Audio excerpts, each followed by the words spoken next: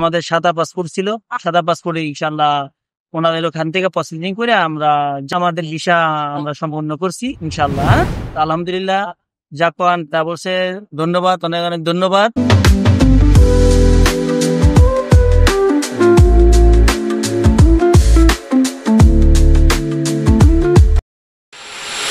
আসসালামু আলাইকুম, আমি সিঙ্গাপুর মেরিনা বে থেকে বলছি। ধন্যবাদ জাপান ট্রাভেলসে।